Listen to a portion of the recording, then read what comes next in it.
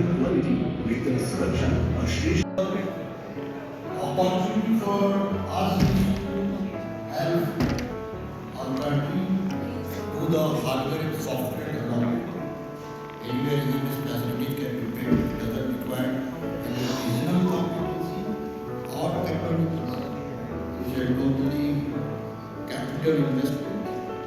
And everywhere in our country, even in the eastern part, we have a electronics, hardware and software kind of something. There are very good NITs and a lot of players are strongly encourage companies, especially MSMEs and first-term exporters, to actively participate in today's engagements, to explore partnerships and leverage the access which is being facilitated today through CII and later through the other CII platforms. CII remains firmly committed to playing a catalytic role by fostering international dialogue, generating data-driven insights, advocating and enabling policy frameworks, and creating platforms that empower Indian industry to compete globally with confidence. As India seeks to significantly enhance its share in global trade, every region must emerge as a growth region. From an Eastern region perspective, I believe the region has industrial depth. It has a strong resource base, and it has immense entrepreneurial capability to play a transformative role in this journey.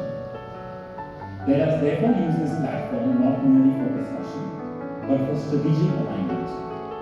I urge industry leaders once again to approach exports with a long-term respect, to invest in technology, in quality, to strengthening compliance systems, and to build global partnerships and explore new markets. Eastern India has the resources, it has the industry base, and it has the talent. What is now required is strategic coordination and a collective resolve to make it happen. If we align policy, infrastructure, enterprise capability, and global market intelligence, the Eastern region can emerge as one of India's most dynamic export growth engines. So with that, ladies and gentlemen, I wish the conference every success, and I do hope that today we move beyond dialogue into action. Thank you so much.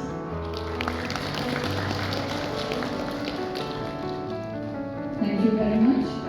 May I now call Mr. Om Newton, Consulate General of Myanmar for a special address.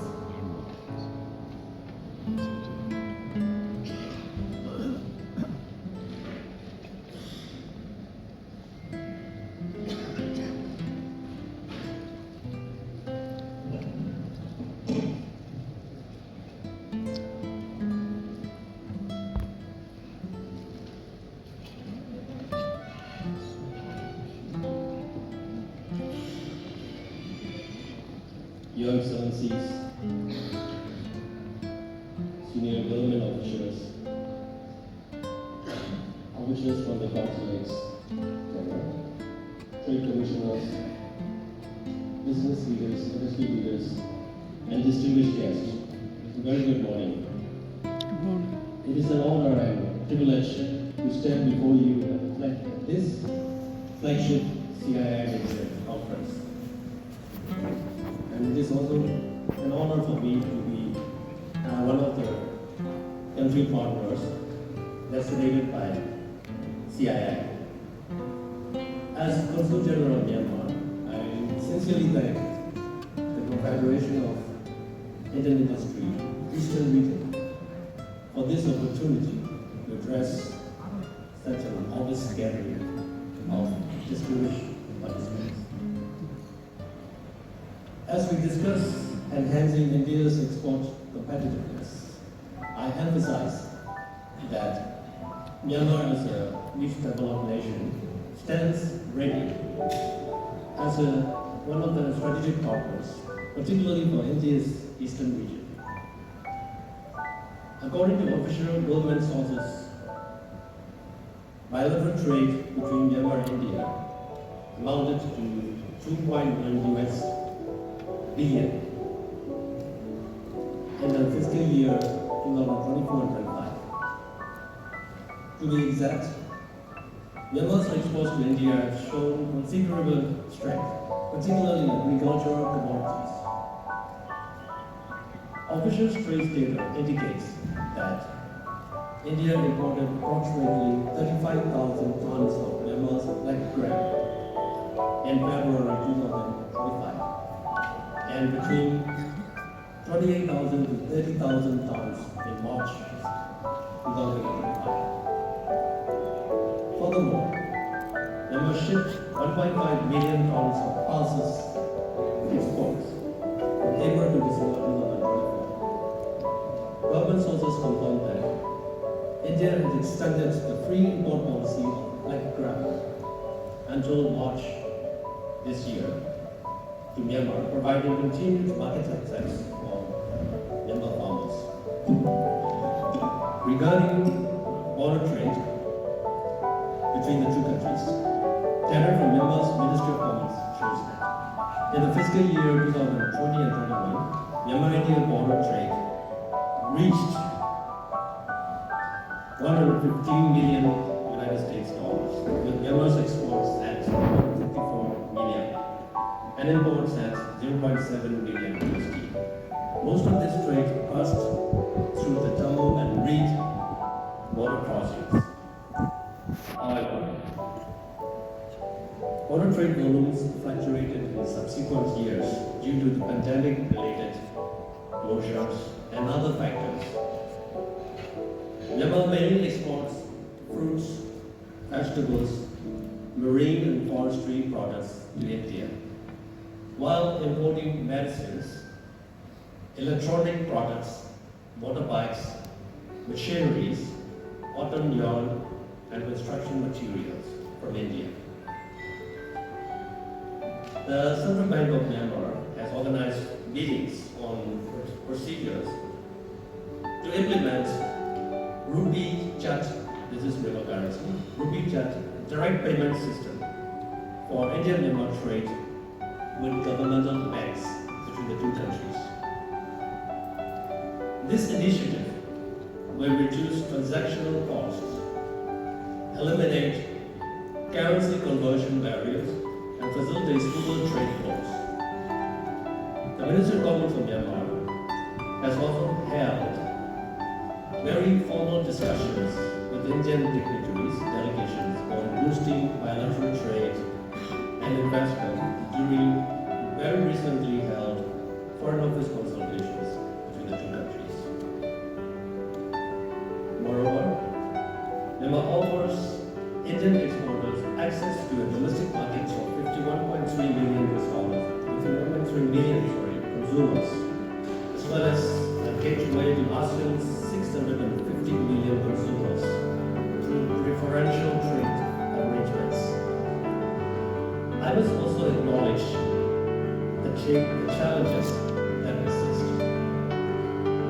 Non-tariff barriers remain as harmonization of standards and certification processes is incomplete. Banking and trade finance channels require further expansion beyond the initial Rupee Myanmar currency payment framework. Border infrastructure also at land crossings requires further modernization to handle increasing trade volumes between the two countries. Investors on both sides seek more predictable regulatory frameworks. The government of Myanmar is committed to addressing these challenges through continued dialogue, including the joint trade committees and bilateral consultations, like I regularly cite after these meetings at the political level. As India pursues its vision of Viksit Bharat at 2047 and the aspiration of the United States of $2 trillion in exports by 2030, like the screen said, Myanmar stands ready to be a reliable partner. My humble proposal is establishing a Myanmar-India Business Council Eastern Region chapter based in Hong Kong for business-to-business to discuss that is actually export import related. So I think now and future export import to be very important subject for us to create the economy, either it could be from our blue economy and general economy. So on the dais with me, Mr. Om Myo Teng, Consul General, Consulate General of Myanmar, Mr. Shashwat Goenka, Chairman CII Eastern Region and Vice Chairman RPSG Group, Mr. Sandeep Kumar, Chairman CII International Trade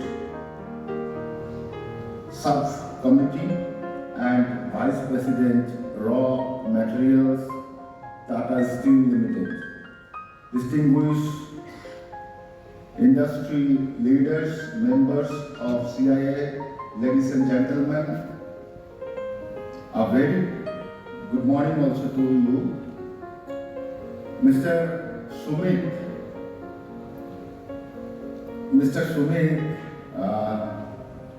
Goel, Chairman CII Subcommittee, and Mr. Johar De CII.